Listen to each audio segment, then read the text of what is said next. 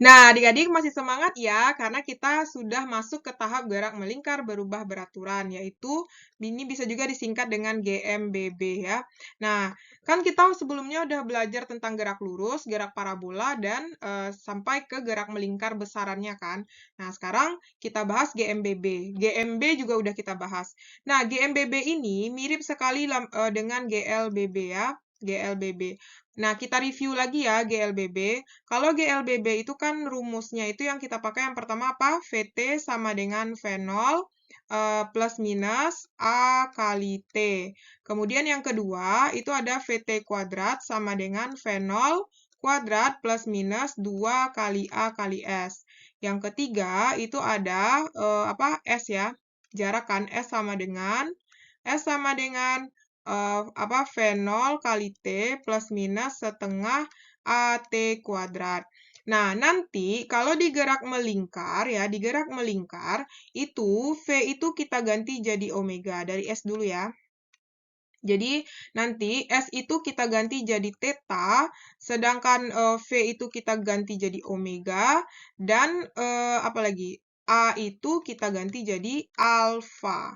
Oke, jadi kita buat di sini untuk, nah, jadi nanti kan di gerak melingkar itu juga ada dipercepat dan ada diperlambat. Artinya, kalau dipercepat itu, dia kan dipercepat itu kan dia positif tandanya kan, kalau diperlambat itu negatif. Nah, sama kayak gini kan, ada positif, negatif. Nanti kita pakai yang mana, positif atau negatif. Kalau dia dipercepat itu syaratnya apa? Kalau digerak melingkar, itu omega T-nya, ya, lebih besar daripada omega 0. Misalnya nih, kakak contohkan, langsung aja ya ke dalam angka. Misalnya omega 0-nya itu 0, terus omega T-nya misalnya 10 radian per sekon. Sedangkan diperlambat, itu misalnya dari omega T-nya 20 radian per sekon, menjadi misalnya omega 0, ini omega 0 ya. Omega 0-nya dari 20 radian per sekon menjadi omega 0-nya diam gitu. Atau lebih kecil. Jadi artinya dipercepat itu kalau dia dari keadaan diam ke kecepatan sudut yang tinggi. Sedangkan kalau misalnya untuk omega 0 itu untuk diperlambat berarti dari yang kencang ke lambat gitu ya artinya. Nah, sekarang kita lihat ya rumus dari GMBB. Nah, tadi apa kita bahas? Sudah kita bahas ini kan. Jadi masing-masing diganti gitu ya. Berarti kita buat rumus GMBB yang pertama itu apa jadinya? VT itu kita ganti jadi omega T sama dengan omega 0 plus minus alfa dikali dengan T ya. Yang kedua itu ada omega T kuadrat sama dengan omega 0 kuadrat plus minus 2 dikali A dikali T, theta ya. Yang ketiga ada theta sama dengan omega 0 kali T plus minus setengah alfa, ini alfa ya kita ganti. Ini jadi alfa kali T kuadrat. Nah, ini adalah rumusan untuk GMBB ya. Jadi, rumusannya mirip. Nah, kalau kita buat keterangannya di sini, keterangannya, jadi omega T itu apa? Kecepatan sudut akhir ya. Satuannya adalah radian per sekon ya. Kalau omega 0 berarti kecepatan sudut awal. Berarti satunya radian per sekon juga. Alfa adalah kecepatan sudut ya. Percepatan, sorry. Percepatan sudut ya. Satuannya radian per sekon kuadrat. Kalau theta itu apa?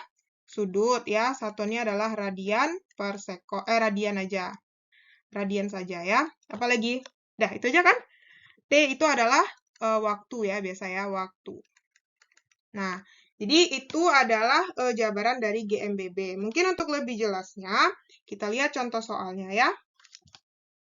Oh ya, jangan lupa ya, kita juga udah tahu kan rumus dari GMB itu kan apa? Kita review lagi ya, S sama dengan theta kali R.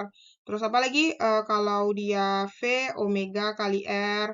Kalau dia A, itu alfa kali R. Nah, mirip ya. Jadi, S-nya diganti jadi theta, V-nya diganti omega, dan A-nya diganti jadi alfa. Nah, untuk lebih jelasnya, kita lihat contoh soalnya. Nah, contoh soalnya di sini, sebuah roda mula-mula dalam keadaan diam. Nah, mula-mula ya, berarti diketahui itu omega nolnya sama dengan 0. Lalu, 10 detik kemudian, berarti T sama dengan 10 detik, berputar dengan kecepatan sudut omega T sama dengan 20 radian per sekon. Hitunglah besar percepatan sudut roda tersebut, berarti ini alfa yang ditanya ya. Yang ditanya adalah alfa. Nah, jadi ini kan artinya apa nih? Dipercepat ya. Untuk mengingat rumus, kita buat lagi rumusnya ya. Rumus pertama, omega T sama dengan omega 0 plus minus alfa ya. Alfa kali T. Rumus kedua apa? Omega T kuadrat sama dengan omega 0 kuadrat plus minus 2 kali alfa kali theta ya. 2 alfa kali theta. Rumus ketiga itu adalah apa? Theta sama dengan omega 0 kali T plus minus setengah alfa T kuadrat. Nah, dari yang diketahui ini, rumus mana yang kita pakai? Ya, rumus pertama ya. Rumus pertama itu adalah jadinya omega T karena dia dipercepat berarti ditambah ya.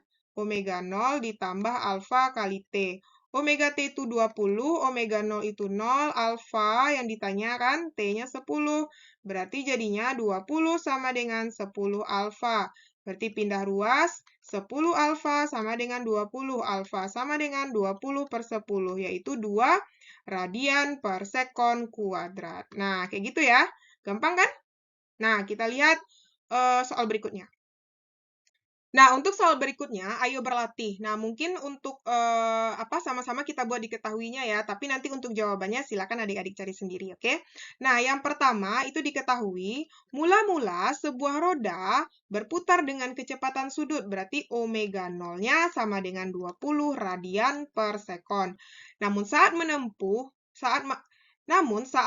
berputar dengan besaran sudut 10 radian, berarti theta sama dengan 10 radian, roda tersebut berhenti, artinya omega T-nya 0. Nah, artinya di sini gimana tadi nih? Ini artinya diperlambat ya. Diperlambat apa tandanya? Negatif. Kemudian roda tersebut berhenti. Berapakah besar percepatan sudut roda tersebut? Berarti yang ditanya adalah alfa. Nah, silakan buat rumusnya ya. Yang 3 tadi itu omega T, yang kedua omega T kuadrat, yang ketiga theta, ya kan?